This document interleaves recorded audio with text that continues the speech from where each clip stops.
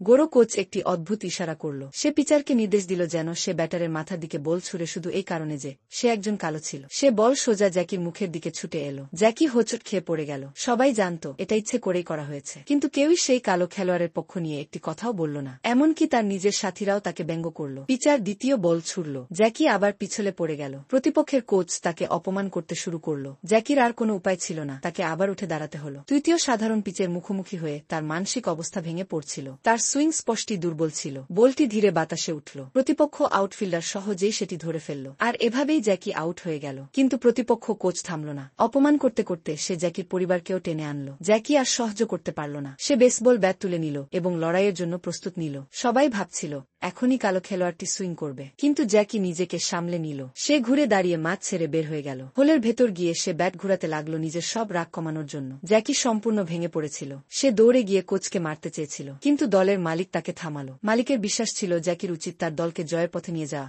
যাতে কালো সমর্থকদের জন্য গৌরব আনা যায়। তাই জ্যাকি নিজেকে সামলে নিল। সে আবার মাঠে ফিরল। প্রতিপক্ষ কোচ আবার অপমান করল, কিন্তু জ্যাকি কোনো প্রতিক্রিয়া দেখালো না। এবার জ্যাকি এক দারুণ লাইন ড্রাইভ হিট করল। সে দ্রুত প্রথম বেসের দিকে দৌড়ালো। স্টেডিয়ামে উল্লাস ছড়িয়ে পড়ল। জ্যাকি দারুণ গতিতে নিজের শরীর দোলাতে দোলাতে দৌড়াচ্ছিল। জ্যাকির অসাধারণ পারফরম্যান্সের কারণে দলটি শেষ পর্যন্ত ম্যাচ জিতে নিল। কিন্তু রিপোর্টারদের সামনে দাঁড়ালে প্রতিপক্ষ কোচ এখনো হাল ছাড়েনি। সে আবারও প্রকাশ্যে কালো খেলোয়াড়কে অপমান করল। এইবার দলের মালিক প্রচণ্ড রেগে গেল। সে সংবাদপত্রে প্রতিপক্ষ কোচের বর্ণবাদী আচরণের তথ্য প্রকাশ করে দিল। এর ফলে কোচের অপমান হল এবং তাকে সবার সামনে জ্যাকির কাছে ক্ষমা চাইতে বাধ্য করা হল। হাত মেলাতে কোচ যখন দ্বিধা করছিল, জ্যাকি একটি বেসবল ব্যাট তুলে নিল এবং শারীরিক স্পর্শ এড়াতে ব্যাটের অন্য প্রান্তটি সামনে এগিয়ে দিল। এইভাবেই তারা বেসবলের ইতিহাসের এক ক্লাসিক সাদাকালো ছবি তোলে। কয়েকদিন পরে নতুন ম্যাচ শুরু হলো। জ্যাকি মাঠে নামতেই শ্বেতাঙ্গ ভক্তরা আবার গালাগাল করতে লাগলো। এমনকি এক শিশু চিৎকার করে বলল, আমরা তোমাকে এখানে চাই না। জ্যাকি কোনো গুরুত্ব দিল না। দলনেতা জ্যাকির কাছে এসে তার কাঁধে হাত রেখে তাকে সাহস দিল। সেই শিশু